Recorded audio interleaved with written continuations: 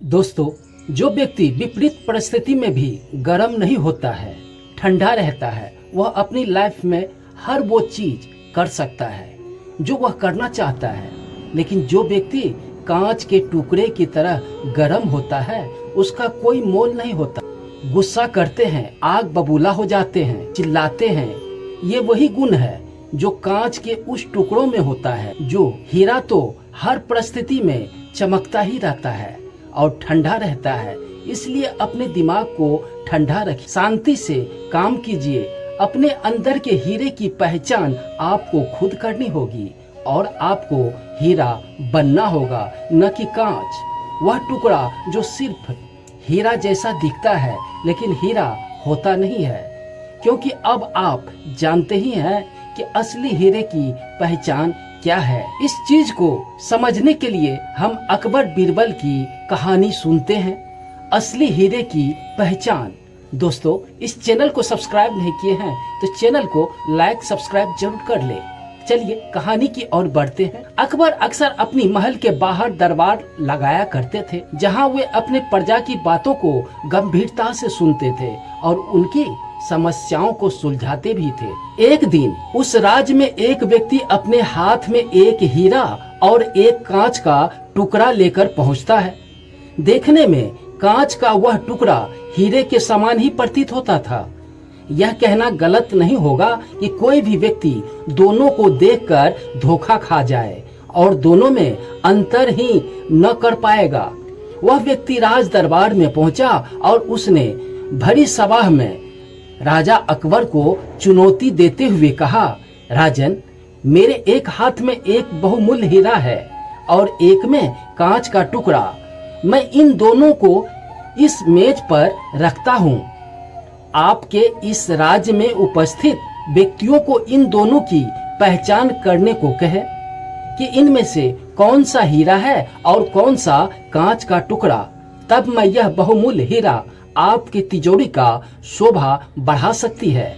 मैं यह हीरा आपको भेंट करूंगा, लेकिन इस बात का भी ध्यान रहे, यदि आपने गलत चीज का चुनाव किया, मतलब आपने अपने कांच के टुकड़े को हीरा बनाया, तो हीरे का जितना मूल्य होगा उतनी धनराशि आपको मुझे देनी होगी। मैं कई राज्यों में जाकर यह खेल खेल चुका हूँ, आज तक मैं कभी हारा नहीं।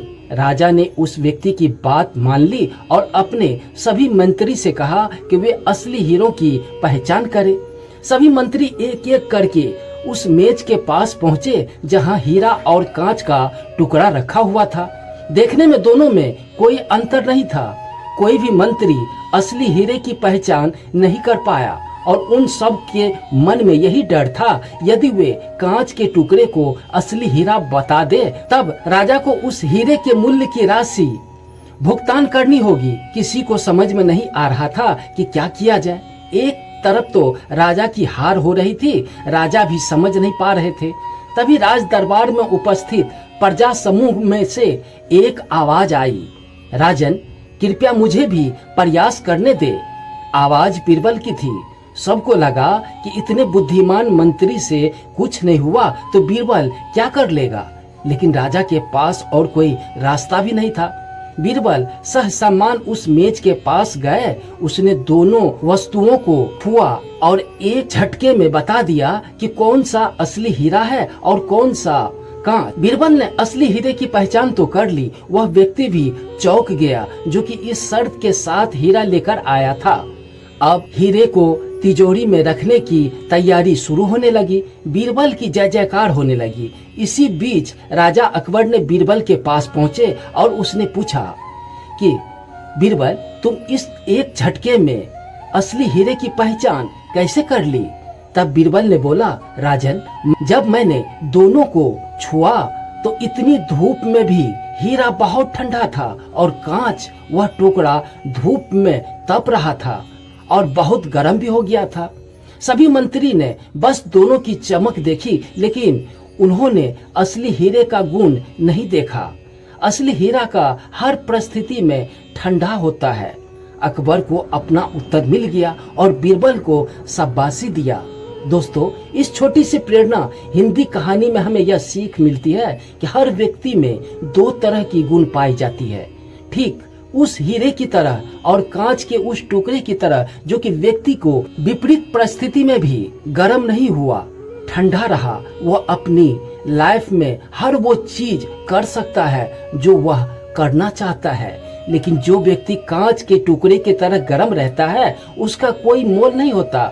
बहुत सारे लोग गुस्सा करते हैं, आग बबूले हो उठते हैं, चिल्लाते हैं। ये वही गुण है जो कांच के उस टुकड़े में होता है। और हीरा हर परिस्थिति में चमकता भी है और ठंडा भी रहता है।